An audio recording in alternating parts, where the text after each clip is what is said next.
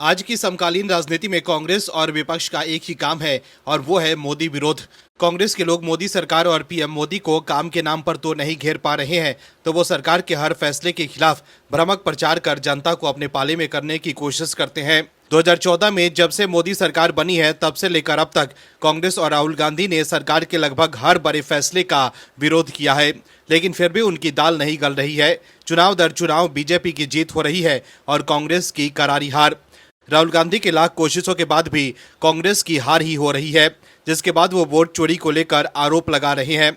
वहीं अब एक और मामले को लेकर कांग्रेस को पीएम मोदी ने बहुत बड़ा दर्द दिया है। वहीं राष्ट्रपति मुर्मू ने भी हरी झंडी देकर कांग्रेस के मंसूबों पर पानी फेर दिया है। क्या है खबर, बताते हैं आपको इस रिपोर्ट में। दर्शकों, जी राम जी पर कांग्रेस ने अपना रुख साफ करते हुए मोदी सरकार से आर पार की लड़ाई का मन बना लिया है। राहुल गांधी और सोनिया गांधी इसको लेकर मोदी सरकार पर जमकर निशाना साध रहे हैं।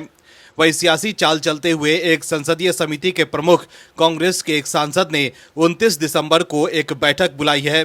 इस बैठक में वीबी जी राम जी पर चर्चा होगी और इसकी तुलना यूपीए के समय के मनरेगा से की जाएगी। इस कदम को जी राम जी को लेकर राजनीतिक लड़ाई का बढ़ावा माना जा रहा है, जिस पर सत्ताधारी एनडीए के सदस्यों ने विरोध जताया है। ग्रामीण विकास और पंचायती राज पर बनी स्थायी समिति के एजेंडे में ग्रामीण विकास मंत्रालय से विकसित भारत गारंटी फॉर रोजगार और आजीविका मिशन ग्रामीण पर जानकारी लेना शामिल है। साथ ही इसकी तुलना मनरेगा से की जाएगी। इस समिति के अध्यक्ष कांग्रेस सांसद सप्तगिरी शंकर उल्का हैं। वहीं बीजेपी सदस्यों का मानना है कि जी राम जी की तुलना यूपीए काल की योजना से करने का कदम जानबूझकर इस मुद्दे का राजनीतिकरण करने के लिए उठाया गया है। कांग्रेस और दूसरे विपक्षी दल इस नए कानून की आलोचना कर रहे हैं, लेकिन कांग्रेस के मंसूबों पर पानी फिर गया है। भारत की राष्ट्रपति द्रौपदी मुर्मू ने विकसित भारत जी राम जी विधेयक 2025 को मंजूरी दे दी है। इस अधिनियम के तहत ग्रामीण परिवारों के लिए वैधानिक मजदूरी रोजगार गारंटी को बढ़ाकर प्रति वित्तीय वर्ष 125 दिन कर दिया गया है। पहले ये 100 दिनों का ही था।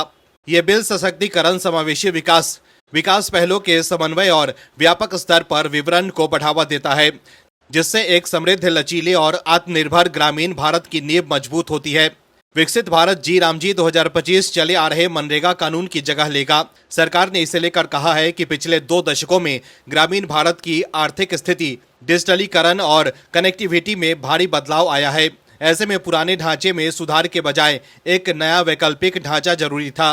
ये नया बिल ग्रामीण रोजगार को विकसित भारत 2047 के विजन से जोड़ता है। इसका उद्देश्य केवल गड्ढे खोदना नहीं, बल्कि टिकाऊ बुनियादी ढांचा तैयार करना है।